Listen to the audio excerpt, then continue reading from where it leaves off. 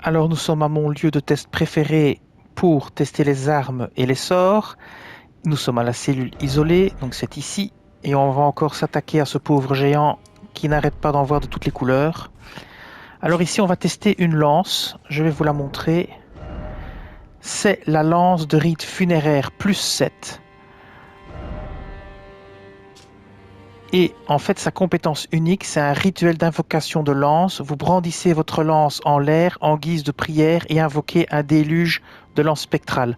Ça peut être assez intéressant pour farmer un groupe d'ennemis, mais ça peut être aussi très intéressant pour un ennemi qui est coincé dans une porte, que vous avez réussi à coincer dans le décor, parce que vous pouvez faire des attaques de zone. Alors, c'est aussi une lame intéressante pour les mages, parce qu'elle a une composante intelligence, donc elle fait des dégâts physiques et magiques, et elle a D en intelligence, quand on l'a montée à plus 7. Il faut 14 en force, 18 en intelligence et 20 en dextérité, et je vais vous montrer ces dégâts. Alors ce que je vais faire, c'est que je vais attaquer le géant par derrière, et puis je vais reculer pour le coincer dans le mur pour vous montrer. Donc ici, je lance la compétence, c'est parti, je relance encore. Je spam, le temps qu'il se retourne déjà, il a pris cher. Alors on va reculer.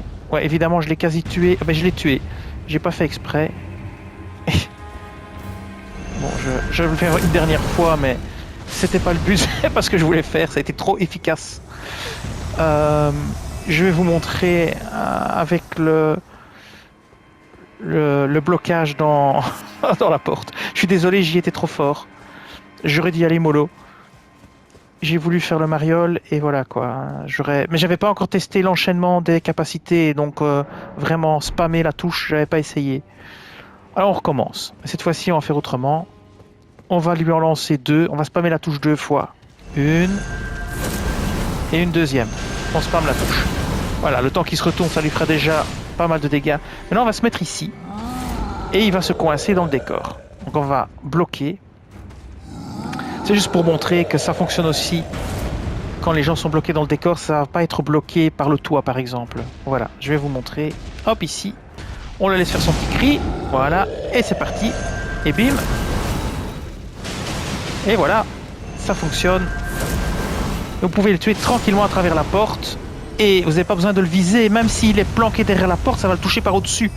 Parce que si vous faites ça, mais avec un sort d'éclat, s'il bouge latéralement, vous n'arriverez pas à l'avoir. Tandis qu'ici, par exemple, vous pourrez l'avoir sans souci, parce que ça va le toucher par en haut. Voilà. Alors je vais vous montrer encore autre chose, mon deuxième site préféré de farming. Je vais vous montrer l'effet sur les petits ennemis, qui est vraiment très intéressant en attaque de zone, si vous voulez farmer. Alors je vais aller ici. Et on va aller sur le site où il y a tous les petits gobelins et les soldats qui se battent. C'est parce que comme ils se battent entre eux, ils sont plus ou moins fixes, c'est facile. Donc on va y aller. C'est vraiment une lance que j'aime bien et qui peut être très intéressante à terme pour farmer, pour faire des petites choses. Voilà, on va se mettre ici.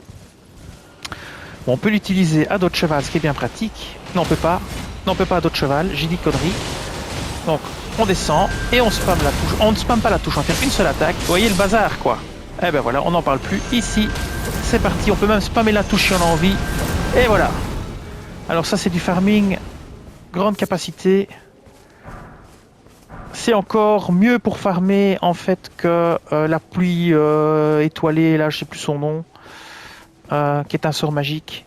Donc voilà, cette lance est quand même très intéressante. Moi je vais la monter jusqu'au niveau maximum. Je pense que ça vaudra le coup. Et bien voilà, ce sera tout pour cette fameuse lance. Je vais encore une fois vous la montrer. C'est la lance de rite funéraire plus 7. Et le sort dont je vous parlais, je peux vous le montrer aussi. On va aller dans inventaire et on va prendre les sorts. Je trouve ça plus intéressant que ce sort-ci de pluie d'étoiles primordiales. Je trouve que la lance spectrale est mieux par rapport au nombre de PC utilisés. Ici, vous avez 32 en PC, et si vous prenez votre lance, vous êtes à 20 en PC, et vous pouvez spammer. C'est-à-dire que vous pouvez enchaîner les attaques comme ça, les unes derrière les autres, quoi. Allons-y, quoi. Ça, c'est impossible avec la pluie que je vous ai montré, parce que la pluie s'arrête dès que vous en invoquez une autre. Voilà. Donc, je vous dis merci, et à bientôt.